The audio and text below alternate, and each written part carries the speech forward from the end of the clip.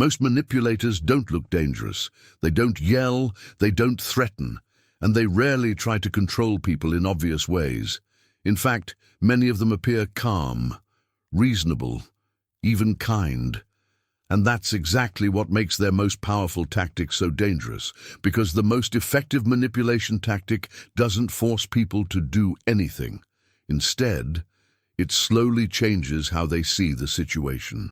It quietly shifts the focus of conversations, distorts responsibility, and plants small seeds of doubt in someone's mind. At first, nothing seems wrong, but over time, something strange starts happening. The person being manipulated begins questioning their own reactions. They replay conversations in their mind. They start wondering if maybe they misunderstood things.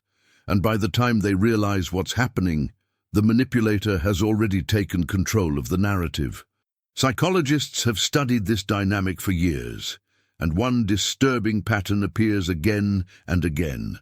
The most dangerous manipulators rarely control people through aggression. They control perception. Most manipulation doesn't begin with a big conflict. It usually starts with something small, a disagreement, a misunderstanding, a moment when someone decides to express a concern. Imagine this situation. You confront someone about something that bothered you. Maybe they said something disrespectful. Maybe they ignored a boundary. Maybe they did something that genuinely hurt you.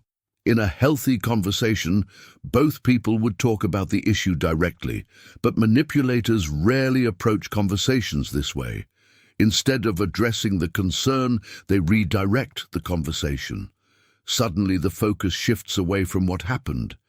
Instead, the manipulator says something like, "I can't believe you would think that about me. Tatutu odo. After everything I've done for you, this is what you think of me." Notice what just happened.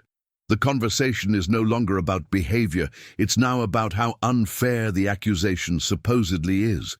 And in that moment, something subtle begins to change. The person who raised the concern starts feeling uncomfortable. They didn't want to accuse anyone unfairly. They just wanted to talk about something that hurt them. But now the conversation feels different. And that emotional shift is exactly what the manipulator wants. One of the most powerful manipulation tactics is something psychologists sometimes call responsibility reversal. Instead of explaining their actions, manipulators begin questioning the reaction of the other person. They might say things like, "You're overreacting. You're too sensitive. You always misunderstand things." These phrases might sound simple, but they have a very powerful psychological effect. Because they introduce doubt, suddenly the person who raised the concern begins wondering if maybe they did react too strongly. Maybe they misunderstood the situation. Maybe they interpreted something the wrong way. And now the conversation has completely changed. Instead of discussing what happened, the focus has shifted to the reaction itself. The manipulator is no longer explaining their behavior. The other person is now defending their feelings. And that subtle shift gives the manipulator control over the conversation. Let's look at a simple example. Imagine someone repeatedly cancels plans at the last minute. After this happens several times, you decide to bring it up. You calmly say, "Hey, I noticed you've cancelled a few times lately. It's starting to feel a bit disrespectful." Instead of addressing the behavior, the person responds like this. "Wow, I didn't realize you were keeping score like that."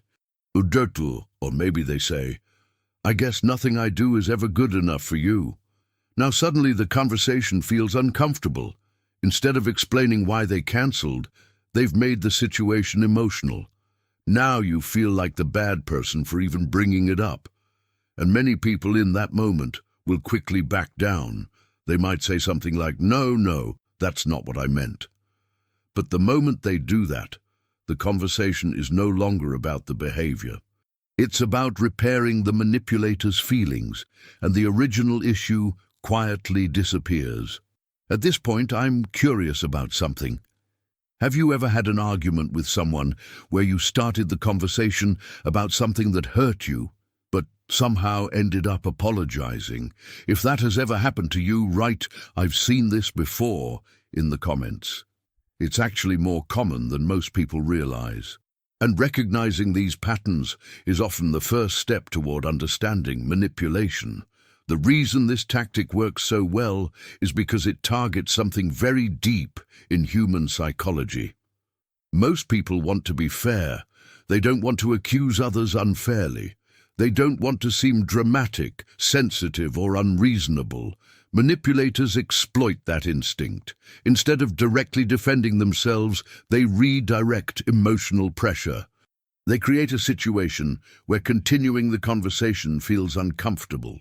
Over time, this leads to something even more dangerous: silence.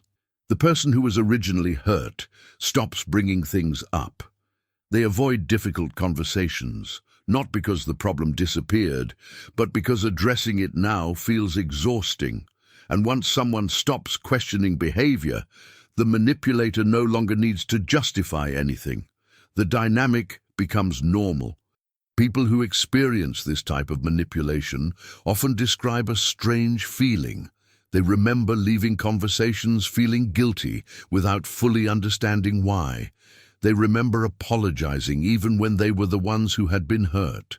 They remember constantly trying to adjust their reactions just to avoid conflict.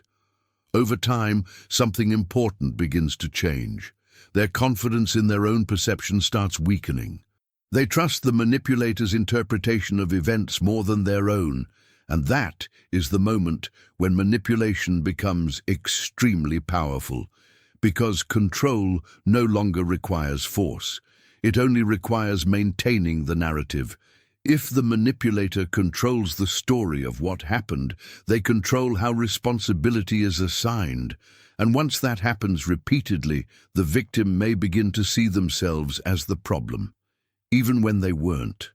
The most dangerous manipulation tactics are rarely obvious. They don't rely on aggression. They rely on perception.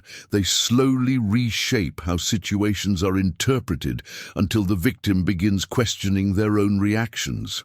But understanding these patterns changes everything. Because once you recognize how manipulation works, it becomes much harder for anyone to use it against you. Awareness breaks the cycle. Clarity replaces confusion. And sometimes the moment someone truly understands manipulation is the moment it loses its power completely.